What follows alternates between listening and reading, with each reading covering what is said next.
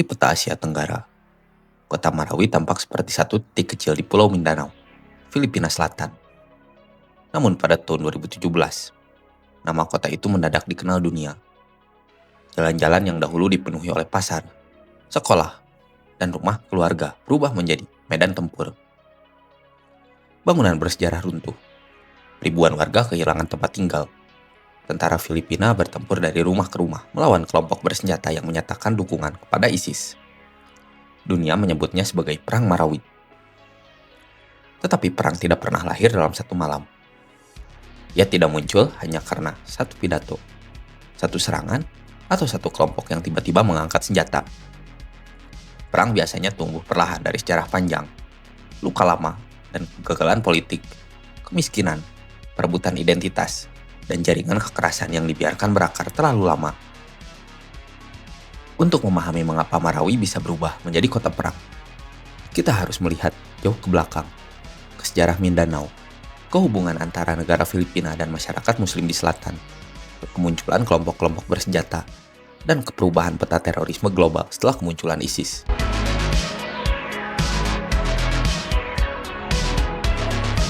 Marawi adalah ibu kota provinsi Lanao del Sur. Kota ini berada di tepi Danau Lanao, salah satu danau terbesar di Filipina. Penduduk utamanya berasal dari suku Maranao, kelompok etnis Muslim yang memiliki sejarah panjang, tradisi dagang yang kuat, dan kebudayaan yang kaya. Nama Maranao sendiri berarti orang danau. Selama berabad-abad, masyarakat ini hidup dengan struktur sosial yang diikat oleh adat, kepemimpinan lokal, dan jaringan keluarga yang besar. Sebelum Filipina modern berdiri, wilayah selatan seperti Mindanao dan Kepulauan Sulu telah memiliki Kesultanan Islam yang mapan. Kesultanan Sulu dan Kesultanan Maguindanao adalah dua kekuatan politik penting yang memiliki hubungan dagang dengan wilayah Nusantara, Arab, India, dan juga Tiongkok.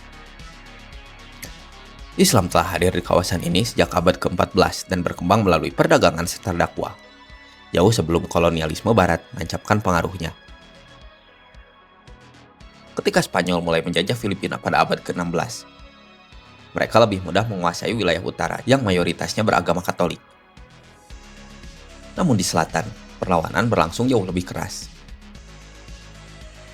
Bagi penguasa kolonial Spanyol, masyarakat Muslim di Mindanao disebut sebagai Moro, istilah yang diambil dari sebutan bagi Muslim di semenanjung Iberia. Dari sinilah lahir istilah bangsa Moro, yang kelak dipakai sebagai identitas politik oleh masyarakat Muslim Filipina Selatan. Selama ratusan tahun, konflik antara kolonial Spanyol dan masyarakat Muslim di selatan berlangsung dalam perang berkala, ekspedisi militer, serta perlawanan lokal. Ketika kekuasaan Spanyol berakhir setelah Perang Spanyol-Amerika pada tahun 1898, Filipina jatuh ke tangan Amerika Serikat. Bagi Mindanao, pergantian penguasa tidak serta-merta membawa damai. Amerika menjalankan kebijakan integrasi administratif dan juga modernisasi, tetapi juga memperluas kontrol negara pusat ke wilayah selatan. Setelah Filipina merdeka pada tahun 1946, pemerintah pusat di Manila melanjutkan proyek integrasi nasional. Salah satu dampak terbesarnya adalah program transmigrasi internal. Banyak warga dari Luzon dan Visayas dipindahkan ke Mindanao. Dalam beberapa dekade, komposisi demografis berubah drastis. Lahan yang dahulu dikuasai oleh masyarakat lokal berpindah tangan. Ketegangan identitas dan juga sengketa tanah pun meningkat. Bagi banyak komunitas Muslim di selatan, perubahan ini dipandang sebagai marginalisasi sistematis. Mereka merasa kehilangan tanah, kehilangan pengaruh politik, dan dipaksa masuk ke dalam negara yang pusat kekuasaannya jauh di utara. Ketidakpercayaan kepada Manila tumbuh dari pengalaman nyata sehari-hari, birokrasi yang tidak adil, pembangunan yang timpang, dan representasi politik yang lemah. Pada dekade tahun 1960, ketegangan memasuki fase baru. Salah satu peristiwa yang sering disebut sebagai titik balik adalah insiden Jabidah pada tahun 1968. Menurut berbagai laporan, Kelompok rekrutan muslim yang dilatih secara rahasia oleh militer Filipina di Pulau Corregidor memberontak atau menolak operasi tertentu. Lalu sebagian dari mereka dihilangkan nyawanya. Peristiwa ini memicu kemarahan luas di kalangan muslim di Mindanao. Walaupun detailnya diperdebatkan, dampak politiknya sangat nyata. Dari situlah lahir generasi baru gerakan separatis. Pada awal tahun 1970, Miswari memimpin Moro National Liberation Front atau MNLF. Tujuannya adalah memperjuangkan kemerdekaan bangsa Moro. Konflik bersenjata besar pecah ketika Presiden Ferdinand Marcos memberlakukan darurat militer pada tahun 1972. Pertempuran antara militer Filipina dan kelompok Moro menghilangkan nyawa puluhan ribu orang serta menyebabkan perpindahan penduduk dalam skala besar. Marawi dan wilayah Lanao berada di tengah gejolak itu. Banyak keluarga hidup di antara dua dunia, loyalitas kepada komunitas lokal dan keharusan berhadapan dengan negara. Senjata mulai menjadi bagian dari landscape sosial. Politik lokal seringkali bercampur dengan klan, patronase, dan kekuatan bersenjata pribadi. Dalam situasi seperti itu, konflik mudah diwariskan lintas generasi. Pada tahun 1976, melalui mediasi Libya dan Organisasi Konferensi Islam, pemerintah Filipina dan MNLF menandatangani Tripoli Agreement. Kesepakatan itu menjanjikan otonomi bagi wilayah muslim tertentu. Namun implementasinya tersendat dan juga tidak memenuhi harapan banyak pihak. Perpecahan internal kemudian muncul. Salah satu tokoh penting yang keluar dari MNLF adalah Salamat Hashim. Ia mendirikan Moro Islamic Liberation Front atau MILF pada tahun 1977. Meski organisasi itu berkembang penuh pada dekade berikutnya. Jika MNLF lebih nasionalis sekuler dalam karakter awalnya, MILF membawa orientasi Islam yang lebih kuat. Perpecahan ini menandai bahwa perjuangan bangsa Moro bukan hanya sekedar gerakan tunggal, melainkan arena banyak visi dan juga kepentingan. Sepanjang tahun 1980 hingga tahun 1990, konflik di Mindanao terus berlangsung dengan gelombang naik turun. Ada masa negosiasi, ada masa operasi militer besar, dan juga ada masa gencatan senjata yang rapuh. Pemerintah pusat berganti pemimpin, tetapi akar masalah tetap sama. Tanah, identitas, otonomi, kemiskinan, dan juga ketidakpercayaan. Pada tahun 1996, pemerintah Filipina menandatangani perjanjian damai dengan MNLF. Nur Miswari kemudian memimpin Autonomous Region in Muslim Mindanao atau ARMM. Namun banyak warga kecewa karena otonomi itu dinilai lemah, korup, dan juga tidak efektif. Di lapangan, kesejahteraan tidak berubah signifikan. Ketika institusi gagal memenuhi harapan, ruang kosong itu sering diisi oleh aktor bersenjata baru. Di tengah situasi tersebut, muncul kelompok Abu Sayyaf pada awal tahun 1990-an di Basilan dan juga Sulu. Kelompok ini didirikan oleh Abdur Razak Janjalani, yang disebut pernah terhubung dengan jaringan jihad internasional saat perang di Afghanistan. Kelompok Abu Sayyaf dikenal melalui aksi penculikan, pengeboman, dan juga serangan brutal. Berbeda dengan gerakan Moro yang berfokus pada isu nasionalisme dan juga otonomi, Abu Sayyaf lebih cair, lebih kriminal, dan lebih mudah beradaptasi dengan jaringan transnasional. Setelah serangan 11 September 2001 di Amerika Serikat, Filipina menjadi salah satu front penting dalam melawan teror. Washington membantu Manila melalui pelatihan, intelijen, dan operasi kontraterorisme, terutama di Mindanao dan juga Kepulauan Selatan. Sejumlah pemimpin Abu Sayyaf tewas atau ditangkap. Namun jaringan kekerasan tidak sepenuhnya hilang. Ia justru pecah menjadi sel-sel kecil yang fleksibel. Pada saat yang sama, Mindanao tetap bergulat dengan persoalan domestik. Statistik kepemimpinan di wilayah Muslim Selatan cenderung lebih tinggi dibanding banyak wilayah lain di Filipina. Infrastruktur tertinggal, pendidikan tidak merata, investasi rendah, Banyak anak muda tumbuh dengan sedikit kesempatan ekonomi, tetapi dikelilingi narasi sejarah ketidakadilan dan budaya senjata yang sudah lama ada. Marawi sendiri memiliki posisi yang unik. Kota ini dikenal sebagai pusat pendidikan Islam dan perdagangan di Lanao del Sur. Banyak sekolah, madrasah, dan universitas berdiri di sana.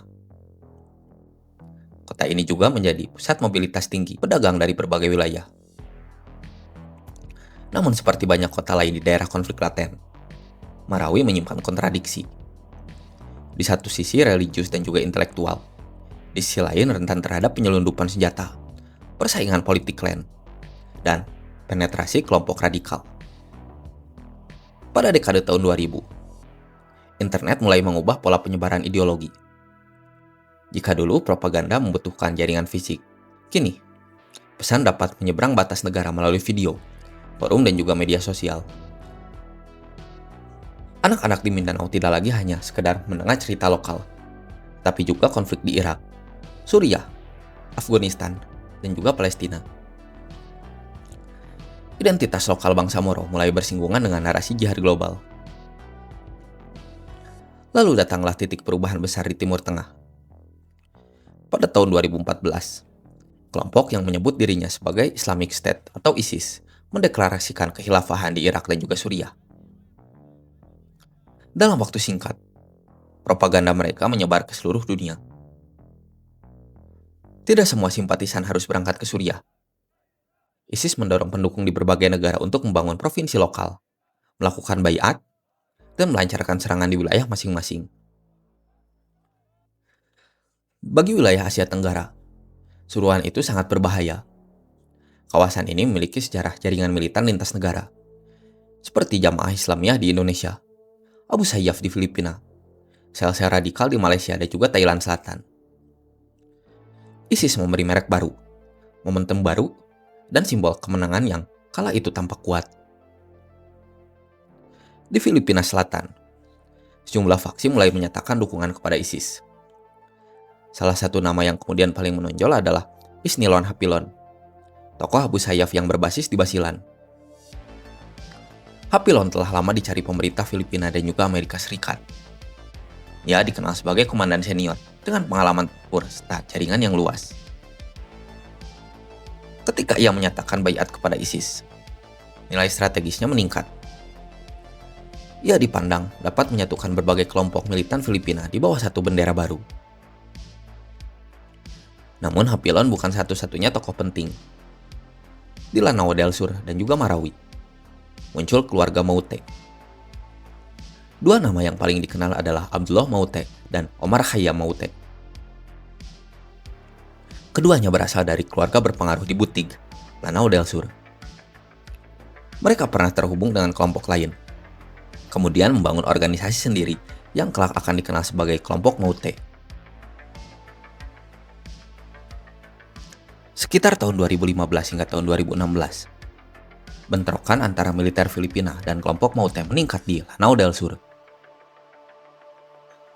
Kota Butig beberapa kali menjadi lokasi operasi militer besar. Pada Februari tahun 2016, kelompok itu sempat menduduki bagian area Butig dan mengibarkan bendera hitam sebelum akhirnya dipukul mundur. Meskipun demikian, fakta bahwa mereka mampu merebut area dan juga bertahan cukup lama menjadi sinyal serius. Pemerintah Filipina saat itu menghadapi tantangan ganda. Di satu sisi, proses damai dengan MILF sedang bergerak menuju pembentukan entitas otonomi baru melalui legislasi Bangsa Moro. Di sisi lain, kelompok radikal berusaha menggagalkan jalur damai dengan menunjukkan bahwa senjata lebih efektif daripada negosiasi. Pada bulan Juni tahun 2016, Rodrigo Duterte resmi menjadi presiden Filipina. Ia adalah presiden pertama yang berasal dari Mindanao, tepatnya dari Davao City. Banyak warga selatan berharap ia lebih memahami akar konflik kawasan. Duterte memang menyatakan dukungan terhadap proses damai dengan MILF. Namun pemerintahannya juga dikenal keras terhadap isu keamanan dan juga penegakan hukum. Sementara itu di lapangan, koalisi militan terus bergerak. Intelijen Filipina mencatat adanya komunikasi antara faksi-faksi pro-ISIS di Basilan, Sulu, dan juga Lanao. Tujuannya bukan hanya sekedar melakukan serangan kecil, tetapi mendirikan basis wilayah yang dapat diklaim sebagai wilayah kekuasaan di Asia Tenggara. Dalam logika ISIS, penguasaan kota jauh lebih bernilai daripada serangan sporadis. Kota memberikan simbol, propaganda, sumber daya, dan juga panggung lokal. Mengapa Marawi menjadi target yang ideal? Pertama, letaknya strategis di jantung Lanao del Sur, wilayah dengan jaringan kekerabatan kuat dan medan sekitar luas yang kompleks. Kedua, kota ini cukup besar untuk memberi dampak simbolik, tetapi tidak sebesar Manila atau Davao, yang jauh lebih sulit diserang. Ketiga, adanya simpatisan dan juga sel pendukung lokal yang memberi ruang infiltrasi. Keempat, aparat keamanan mungkin memperkirakan ancaman masih bersifat terbatas, bukan pendudukan kota skala penuh. Pada tahun 2016 hingga awal tahun 2017, tanda-tanda bahaya sebenarnya mulai terlihat. Aparat menemukan rumah aman, gudang senjata, dan juga rencana penculikan. Beberapa anggota kelompok Maute ditangkap. Namun seperti banyak kasus intelijen lain, potongan informasi sering tersebar dan belum cukup untuk menggambarkan skala ancaman sesungguhnya. Di saat bersamaan, banyak warga Marawi tetap menjalani hidup normal. Pasar buka pada setiap pagi, mahasiswa pergi ke kampus, pedagang menyeberangi jalan dengan barang dagangan, anak-anak bermain di gang sempit, pernikahan dan acara keluarga tetap berlangsung. Di kota-kota yang hidup di bawah bayang-bayang konflik, rutinitas sering menjadi cara bertahan. Namun di bawah permukaan, senjata masuk sedikit demi sedikit. Simpatisan direkrut secara diam-diam. Rumah-rumah tertentu disiapkan sebagai tempat logistik. Jalur komunikasi dibangun. Para komandan mempelajari respon aparat. Mereka menunggu momentum yang tepat. Tokoh sentral dalam fase menjelang perang adalah Isnilon Hapilon. Pemerintah Filipina menerima informasi bahwa Hapilon berpindah ke Lanao dan bersembunyi di wilayah Marawi atau sekitarnya. Jika hal itu benar, kehadirannya menjadi sangat penting. Itu berarti upaya penyatuan faksi pro-ISIS sedang berlangsung, dan Marawi mungkin dipilih sebagai pusat baru. Bagi militer Filipina, menangkap Hapilon menjadi prioritas tinggi. Bagi kelompok bersenjata, melindungi Hapilon menjadi simbol loyalitas sekaligus langkah strategis. Ketika seorang tokoh besar hadir di satu kota, kota itu bisa berubah dari sekedar tempat persembunyian menjadi panggung pertempuran. Pada awal tahun 2017, tegangan meningkat. Aparat melakukan operasi intelijen lebih intensif. Bentrokan kecil terjadi di beberapa titik Lanao. Namun, belum ada gambaran kepada publik bahwa dalam hitungan bulan, sebuah kota besar akan menjadi zona perang terburuk di Filipina sejak pertempuran Manila pada tahun 1945. Di sisi lain, pemerintah masih fokus pada banyak agenda nasional, perang terhadap narkotika, reformasi politik, dan proses damai bangsa Moro. Ancaman di Marawi masih belum menjadi isu utama nasional. Justru itulah yang membuat kejutan berikutnya begitu besar. Ada satu pola penting yang sering muncul dalam sejarah konflik. Ketika negara dan masyarakat melihat ancaman sebagai masalah lokal terbatas, kelompok bersenjata justru sedang mempersiapkan lompatan strategis. Mereka memanfaatkan kelengahan, fragmentasi birokrasi, dan keyakinan bahwa situasi masih terkendali. Menjelang bulan Mei tahun 2017, Marawi berdiri di ambang jurang tanpa sepenuhnya menyadarinya. Kota yang dikenal religius, intelektual, dan penuh dengan kehidupan itu telah disusupi rencana yang jauh lebih besar daripada bentrokan biasa. Para komandan militan tidak hanya ingin menyerang lalu hari. Mereka ingin merebut ruang kota, menahan tentara selama mungkin, dan mengumumkan kepada dunia bahwa Asia Tenggara memiliki front yang baru. Di rumah-rumah warga, kehidupan masih berjalan. Kantor pemerintah, aktivitas administratif masih rutin. Di kampus, mahasiswa masih berdiskusi tentang ujian dan juga masa depan. Di pasar, Harga beras dan ikan lebih penting daripada kabar intelijen. Tetapi sejarah sering bergerak tanpa memberi peringatan jelas kepada mereka yang akan paling terdampak.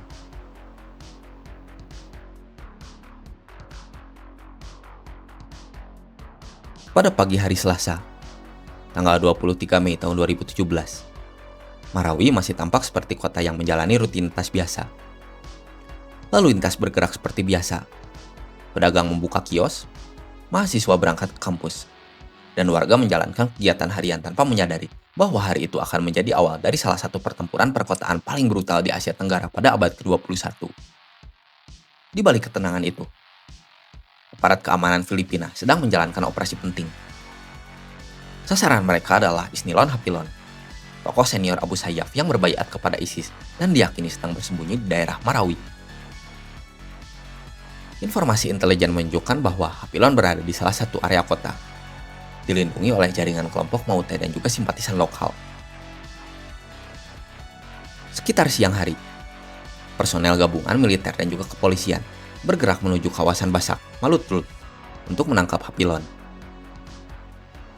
Operasi ini pada awalnya diperkirakan sebagai serangan terbatas, semacam penangkapan terhadap target bernilai tinggi. Namun asumsi itu segera runtuh. Ketika aparat mendekati lokasi, mereka justru mendapatkan perlawanan keras. Bukan dari beberapa pengawal, melainkan dari puluhan anggota bersenjata yang sudah siap bertempur. Tembakan meletus dari berbagai arah. Jalur masuk dipenuhi posisi pertahanan. Para penyerang menyadari bahwa mereka tidak sedang menghadapi target yang bersembunyi, tapi struktur militer yang sudah menyiapkan skenario perang kota. Dalam hitungan jam, kelompok Maute dan elemen pro-ISIS bergerak cepat ke berbagai titik strategis di Marawi. Mereka mendirikan barikade, membakar kendaraan, menyerang pos keamanan, dan menguasai persimpangan utama. Jumlah penembak jitu ditempatkan di bangunan tinggi. Mereka memotong mobilitas aparat dan menebar kepanikan. Kejutan terbesar bukan hanya intensitas serangan, tapi koordinasinya. Banyak analis kemudian menilai bahwa ini bukan reaksi spontan terhadap operasi penangkapan. Ini adalah rencana yang sudah disiapkan secara matang, lalu dipicu oleh momen masuknya aparat ke kota. Sore hari itu, warga Marawi mulai mendengar kabar simpang siur. Ada yang mengatakan perang pecah. Ada yang menyebut tentara sedang mengejar teroris. Ada yang mengira bentrokan akan selesai malam itu. Namun suara tembakan yang terus terdengar membuat kepanikan meningkat. Kelompok bersenjata menyerang rumah sakit Amai Pakpak Medical Center, fasilitas medis utama di kota. Sebagian staf dan pasien harus menyelamatkan diri. Dalam konflik perkotaan, penguasaan rumah sakit memiliki nilai taktis dan juga psikologis. Selain sebagai bangunan besar dengan posisi strategis, serangan ke rumah sakit menunjukkan bahwa aturan perang tidak lagi dihormati. Mereka juga menyerbu lembaga pemasyarakatan Marawi dan membebaskan para tahanan. Banyak narapidana kabur setelah gerbang dipaksa dibuka. Langkah ini bukan sekedar chaos. Membuka penjara adalah taktik klasik untuk menambah kekacauan, melemahkan negara, dan berpotensi merekrut personel baru dari tahanan yang dilepas. Gedung-gedung pemerintah ikut menjadi sasaran. Balai kota, kantor publik, dan fasilitas negara diserang atau dibakar. Bendera hitam bergaya ISIS dikibarkan di beberapa lokasi. Gambar-gambar itu segera menyebar ke media sosial dan juga media internasional. Pesannya jelas. Ini bukan hanya sekedar bentrokan lokal biasa. Mereka ingin menunjukkan bahwa sebuah kota telah direbut atas nama proyek global. Pada saat yang sama, warga sipil mulai terjebak. Banyak keluarga yang bersembunyi di rumah karena jalanan terlalu berbahaya untuk dilewati. Sebagian mencoba melarikan diri dengan kendaraan pribadi, namun terhambat oleh tembakan, kemacetan, dan barikade. Mereka yang tinggal dekat pusat kota menghadapi situasi yang paling berbahaya. Beberapa saksi kemudian menceritakan bahwa kelompok bersenjata memeriksa identitas warga di jalan. Ada laporan tentang penyanderaan, pemaksaan membantu logistik, dan penghilangan nyawa terhadap mereka yang dianggap menolak bekerja sama. Salah satu kasus yang paling mengguncang adalah hilangnya nyawa sejumlah warga sipil dan juga tokoh agama Kristen yang ditahan saat hari-hari awal pengepungan. Tanggal 23 Mei, pemerintah pusat di Manila mulai memahami skala ancaman. Presiden Rodrigo Duterte saat itu sedang melakukan kunjungan resmi ke Moskwa, Rusia. Ketika menerima laporan bahwa Marawi diserang dan situasi berkembang cepat, ia memutuskan untuk mempersingkat kunjungan dan segera kembali ke Filipina. Pada malam yang sama, Duterte mengumumkan pemberlakuan darurat militer di seluruh pulau Mindanao. Keputusan ini sangat signifikan. Darurat militer memberi kewenangan luas kepada negara untuk pengerahan pasukan, penangkapan, dan operasi keamanan. Ini juga menandai bahwa pemerintah menganggap situasi di Marawi sebagai ancaman nasional, bukan lagi hanya sekedar gangguan keamanan daerah. Tanggal 24 Mei tahun 2017, pagi pertama setelah pecahnya perang, Marawi berubah secara drastis. Asap terlihat dari berbagai titik. Jalanan utama kosong atau dipenuhi dengan kendaraan yang ditinggalkan. Sebagian bangunan terbakar. Suara tembakan sporadis terdengar di banyak kawasan. Militer Filipina mengirim bala bantuan besar. Pasukan dari unit infanteri, marinir, pasukan khusus, hingga kendaraan lapis baja dan dukungan udara mulai bergerak menuju kota. Namun masuk ke Marawi bukan perkara yang mudah. Banyak jalur yang telah dipasangi oleh posisi tempur dan juga ranjau improvisasi. Para militan memanfaatkan gang sempit, rumah beton bertingkat, dan pengetahuan medan lokal. Perang perkotaan memberikan keuntungan besar kepada pihak yang bertahan jika mereka mengenal wilayah. Satu rumah bisa diubah menjadi bunker. Dinding bisa dilubangi agar pergerakan dilakukan antar bangunan tanpa keluar ke jalan. Loteng dan jendela menjadi posisi penembak jitu, dan lorong kecil menjadi jebakan. Kelompok Maute tampak memahami prinsip itu. Mereka tidak bertempur seperti gerilyawan hutan yang bergerak cepat lalu menghilang. Mereka memilih bertahan di pusat kota, menggunakan infrastruktur sipil sebagai benteng. Dalam 2 hari pertama, jumlah militan di Marawi diperkirakan berjumlah ratusan orang. Angka pastinya masih diperdebatkan. Tapi jelas mereka cukup banyak untuk menguasai area luas dan menahan serangan awal dari pasukan militer. Selain anggota lokal, ada laporan kehadiran pejuang asing dari Indonesia, Malaysia, Timur Tengah, dan juga wilayah yang lain. Kehadiran pejuang asing menunjukkan bahwa Marawi telah diposisikan sebagai front internasional oleh jaringan pro-ISIS. Mereka melihat Filipina Selatan sebagai wilayah yang cocok karena memiliki sejarah konflik yang lama, wilayah yang sulit dikendalikan secara penuh, dan jaringan lintas batas laut yang aktif. Pada tanggal 25 Mei, evakuasi massal warga mulai berlangsung. Ribuan orang keluar dari kota menuju Iligan, Cagayan de Oro, dan wilayah aman yang lain. Mereka membawa apa yang bisa diangkut, pakaian, dokumen, makanan seadanya, dan anak-anak yang ketakutan. Banyak keluarga yang terpisah dalam kekacauan.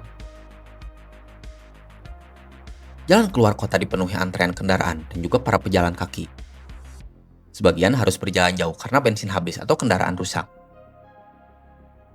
Di pos pemeriksaan, aparat memeriksa identitas untuk mencegah infiltrasi militan yang menyamar sebagai pengungsi.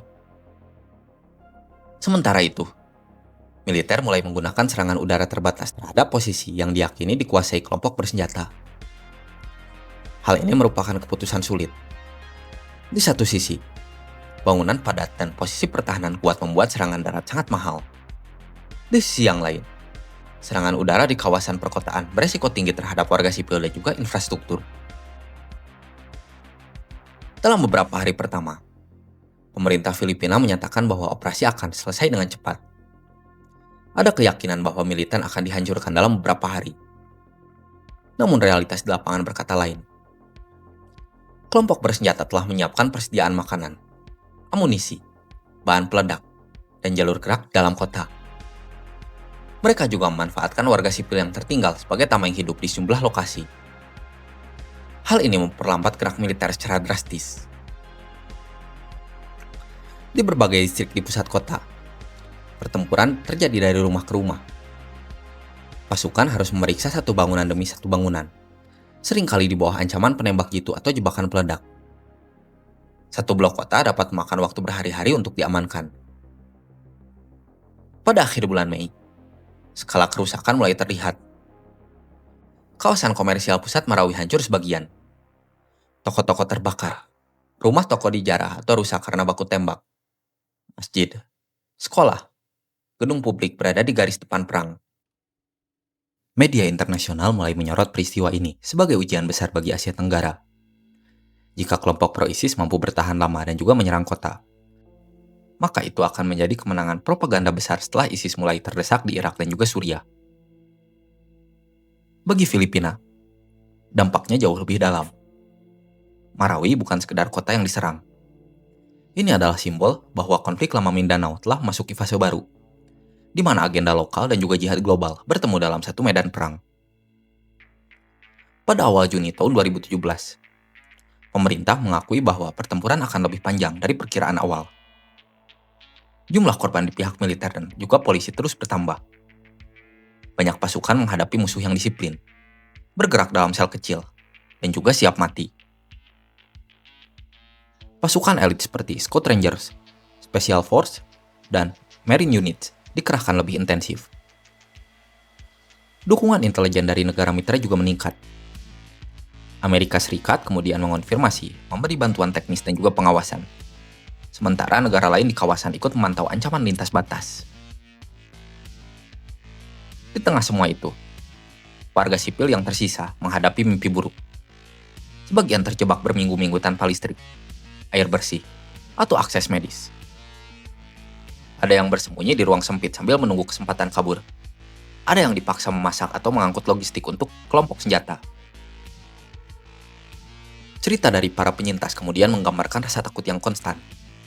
Suara ledakan tiap malam, makanan yang semakin sedikit, anak-anak menangis dalam diam, dan ketidakpastian apakah pintu rumah berikutnya akan dibuka tentara atau oleh pasukan militan.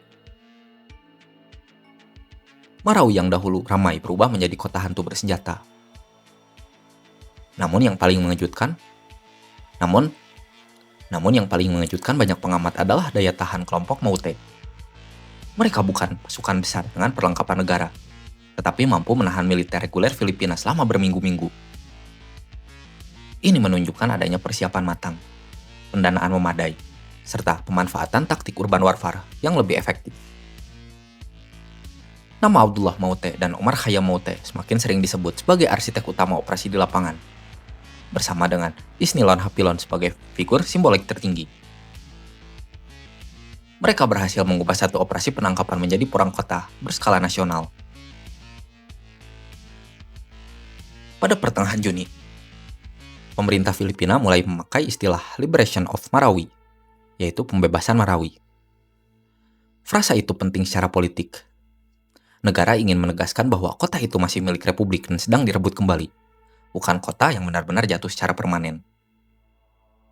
Tetapi di lapangan, pembebasan berarti pertarungan meter demi meter. Setiap rumah yang direbut bisa ditembaki lagi dari bangunan sebelah. Setiap lorong bisa dipasangi bahan peledak. Setiap jendela bisa dipakai musuh untuk berpindah posisi lewat jalur yang belum terdeteksi. Dalam perang seperti ini, waktu menjadi senjata. Semakin lama pertempuran berlangsung, semakin besar kerusakan, semakin mahal biaya operasi, dan semakin besar pula nilai propaganda bagi pihak bertahan. Di bulan pertama perang, satu hal menjadi jelas. Marawi tidak jatuh dalam sehari, tetapi negara juga tidak akan merebutnya kembali dalam hitungan yang cepat. Kota itu telah berubah menjadi laboratorium perang modern Asia Tenggara, tempat sejarah lama, ideologi baru, dan kegagalan masa lalu bertabrakan dalam bentuk yang paling brutal.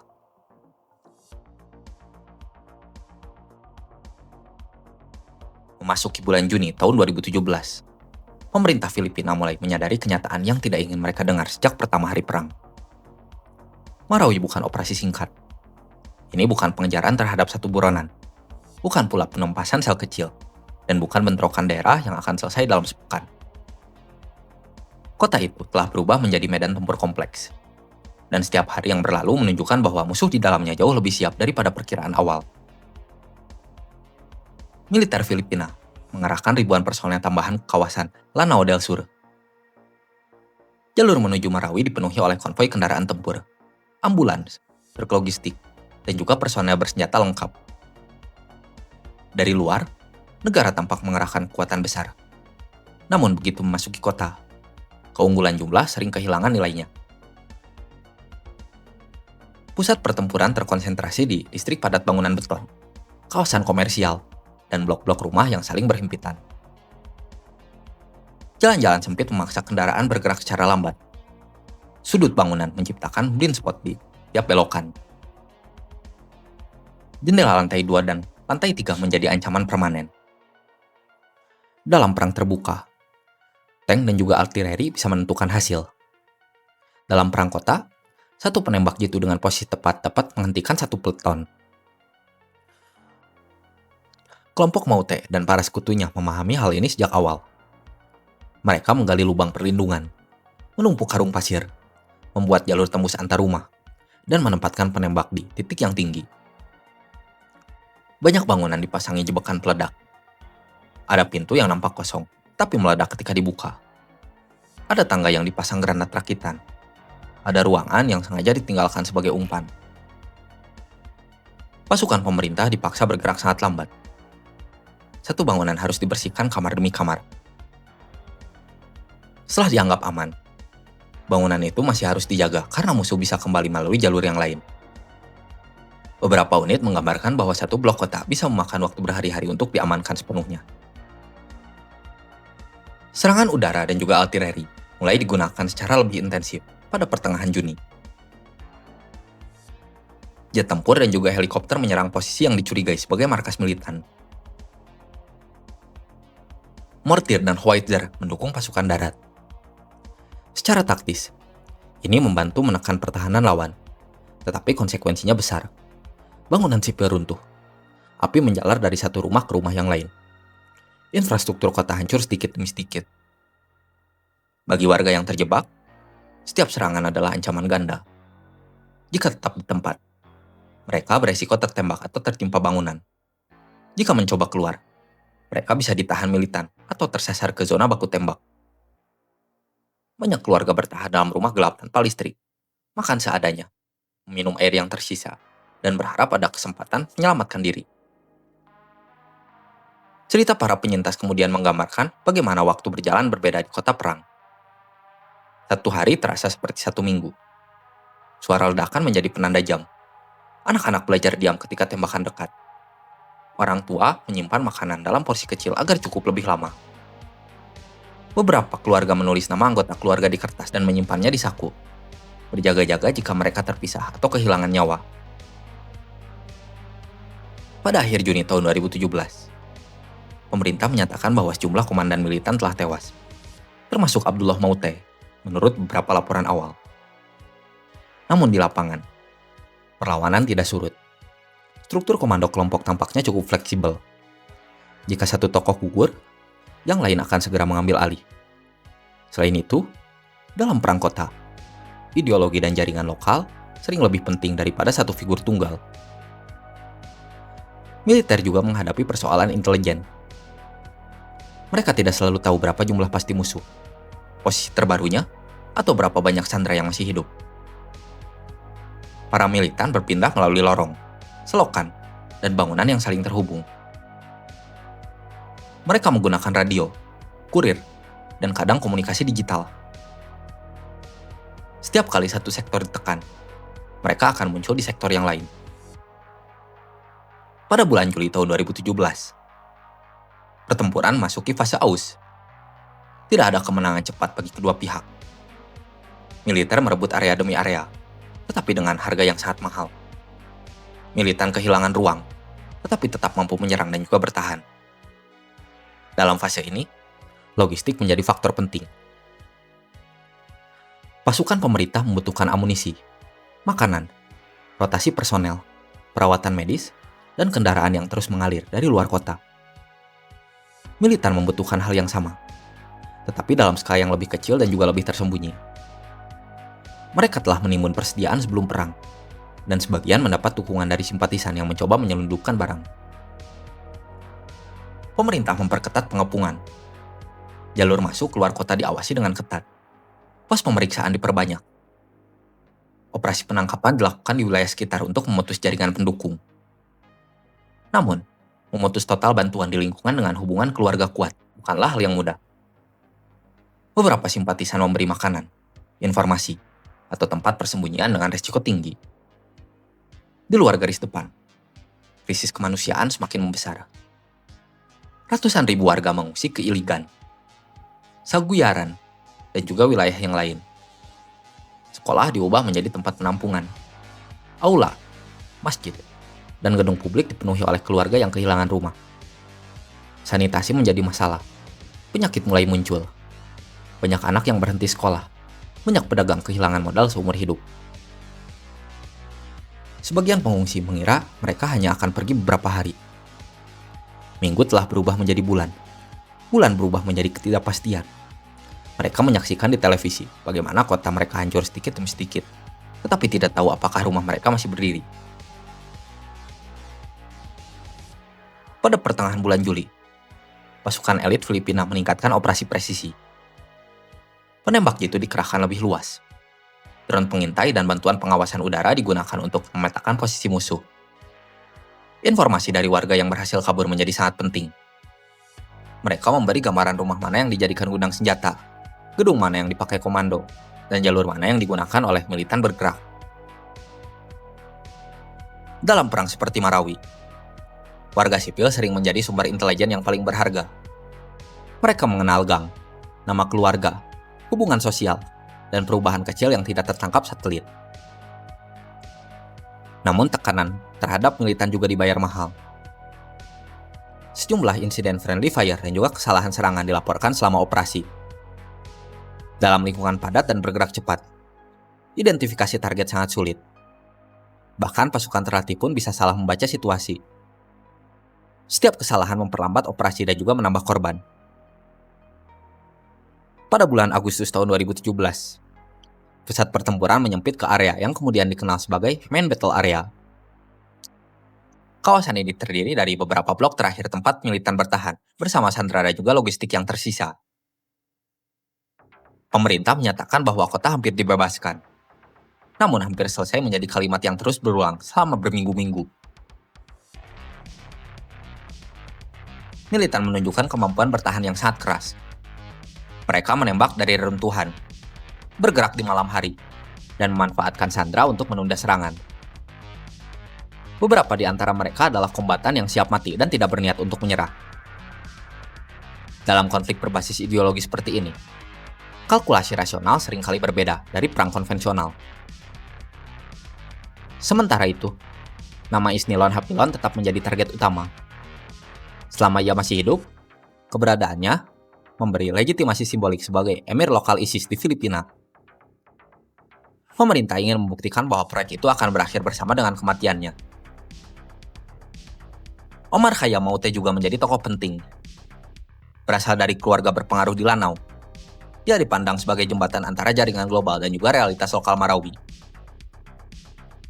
Selama tokoh seperti Omar Khayyam masih bertahan, perlawanan memiliki makna lebih dari sekedar militer. Ia menjadi narasi bahwa anak daerah mampu menentang negara di tanah sendiri. Bulan September tahun 2017 datang dengan kehancuran yang semakin nyata. Foto di udara menunjukkan sebagian pusat kota berubah menjadi landscape abu-abu. Atap-atap runtuh, jalan dipenuhi oleh puing, bangunan yang dulunya menjadi toko, sekolah, atau rumah tinggal berubah menjadi kerangka beton. Bagi dunia luar, gambar-gambar itu mengingatkan pada Mosul di Irak atau Raqqa di Suriah. Hanya dalam skala yang lebih kecil. Bagi warga Marawi, itu adalah tempat mereka dibesarkan. Pasukan Filipina terus maju bertahan. Mereka menggunakan kendaraan lapis baja untuk membuka jalur, bulldozer untuk menyingkirkan puing, dan tim penjinak bom untuk menangani jebakan. Setiap meter tanah harus dibayar dengan tenaga dan juga resiko. Pada awal Oktober tahun 2017, area militan semakin mengecil. Banyak komandan lapangan tewas.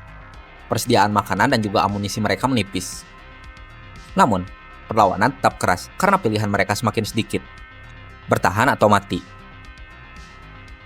Tanggal 16 Oktober tahun 2017 menjadi titik balik penting. Dalam operasi gabungan, militer Filipina mengumumkan tewasnya Isnilon Hapilon dan Omar Hayamaute. Keduanya dilaporkan tewas dalam baku tembak ketika pasukan menyerbu salah satu posisi terakhir militan.